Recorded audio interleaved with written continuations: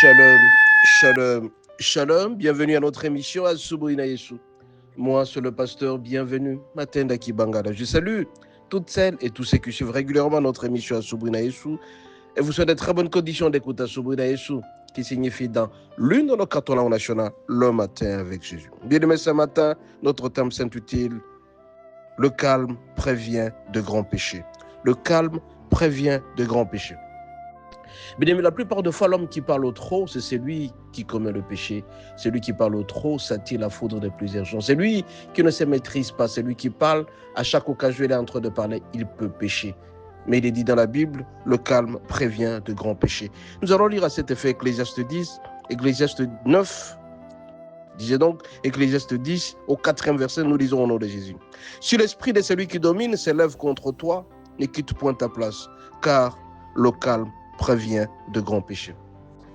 Mon bien-aimé, très souvent, si tu es objet d'une provocation, tu es objet d'une malversation, celui qui fait du mal, reste au calme, le Seigneur combattra pour toi.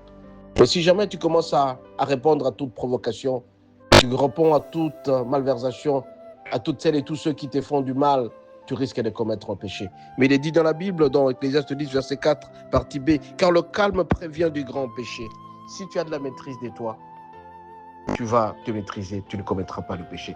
Mais chaque fois que tu sors un mot, une phrase dans ta bouche, tu peux commettre plusieurs péchés et ça peut te coûter très très cher. La bouche qui parle trop, c'est la bouche qui commet le péché. Mais par contre, si tu as la maîtrise, tu es calme, tu restes calme à chaque événement, tu réfléchis beaucoup. Celui qui reste calme ne commet pas trop de péchés. Mais par contre, celui qui parle trop, il peut commettre beaucoup de péchés parce qu'il n'a pas de maîtrise de soi.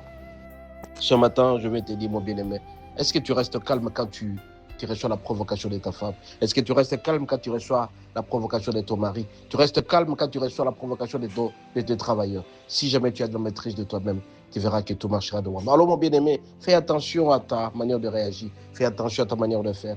Plus tu restes calme, plus tu auras la bénédiction de notre Dieu. Reste au calme, tu verras la bénédiction. Ce matin, je vais te dire, mon bien-aimé, reste au calme. Si jamais tu restes calme, le Seigneur combattra pour toi. Mais par contre, si tu commences à répondre à toute provocation, et par contre, tu sentiras que c'est le diable qui te provoque. Quand le diable te provoque, tu n'auras pas de la maîtrise. Essaie donc de chercher le Saint-Esprit.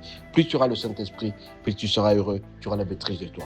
Au nom de Jésus, soyez richement bénis. À la prochaine.